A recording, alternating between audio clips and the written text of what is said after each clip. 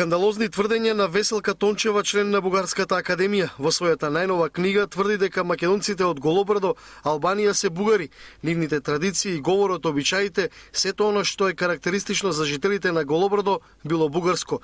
Јасно е дека денешна Република Македонија е во процес на формирање на својот национален идентитет и не би можела да признае дека жителите на Голобрдо се бугари, бидејќи тоа на одреден начин ќе го дискредитира македонскиот идентитет, вели бугарскиот академик Тончева. Ваквите тврдења, освен што се скандалозни, немаат никаква основа со реалноста, одговора градоначалникот на Пустец Едмон Темелко.